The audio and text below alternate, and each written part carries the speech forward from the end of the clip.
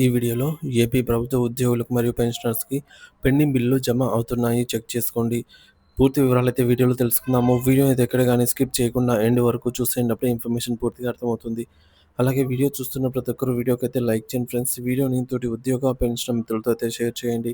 కొత్తగా మన ఛానల్ చూస్తున్నారు. ఇంకా ఎవరైనా సబ్స్క్రైబ్ చేసుకోకుంటే వెంటనే మన ఛానల్‌ని సబ్స్క్రైబ్ చేసుకోండి.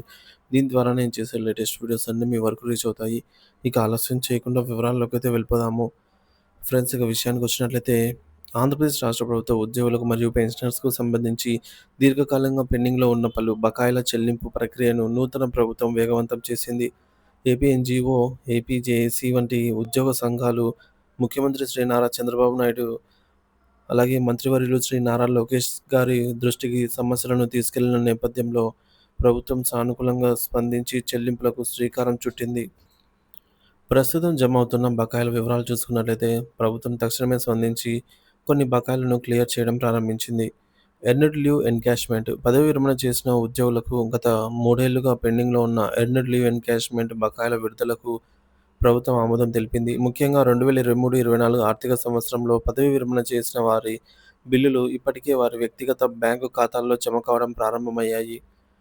జీపీఎఫ్ మరియు APGLI general provident fund GPF మరియు ఏపీజీఎల్ఐ ఏపీ ప్రభుత్వ జీవిత బీమా పథకాలకు సంబంధించిన రుణాలు ఫైనల్ పేమెంట్స్ కూడా క్రమం తప్పకుండా జరుగుతున్నాయి. ఈ నెలకు సంబంధించిన చెల్లింపులు కూడా మొదలయ్యాయి. CPS contributory pension scheme CPS ఉద్యోగులకు సంబంధించి ప్రభుత్వ కాంట్రిబ్యూషన్ ఇప్పటివరకు ఒక నెల కూడా పెండింగ్‌లో లేకపోవడం గమనార్హం. ఈ చెల్లింపులు ప్రతి నెల సకాలంలో జరుగుతున్నాయి. ఇతర బకాయిలు ఉద్యోగుల పదవీ విరమణకు సంబంధించి కమ్యుటేషన్ మరియు ఫ్యూనరల్ చార్జెస్ వంటివి కూడా ఎప్పటికప్పుడు క్లియర్ అవుతున్నాయి. ప్రభుత్వం దృష్టికి తీసుకెళ్లిన మరిన్ని పెండింగ్ అంశాలు, ఉద్యోగ సంఘాల డిమాండ్స్, చెల్లింపులు ప్రారంభించినందుకు ప్రభుత్వానికి కృతజ్ఞత తెలుపుతూ ఉద్యోగ సంఘాలు మరికొన్ని కీలకమైన డిమాండ్లను ప్రభుత్వం ముందు ఉంచాయి. గ్రాట్యుటీ బకాయిలు పదవి విరమణ చేసిన వారికి చెల్లించాల్సిన గ్రాట్యుటీ మొత్తం కొన్ని నెలలుగా పెండింగ్‌లో ఉందని, వీటిని కూడా వెంటనే విడుదల చేయాలని సంఘాలు కోరాయి.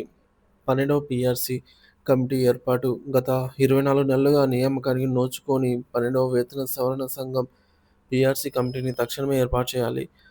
మధ్యంతర భృతి ఇంటీరియం రిలీఫ్ పీఆర్సీ కమిటీ నివేదిక వచ్చేలోగా ఉద్యోగులకు తక్షణ రక్షణ ఉపశమనంగా ఉద్యోగులకు మధ్యంతర భృతి ఐఆర్ ప్రకటించాలి.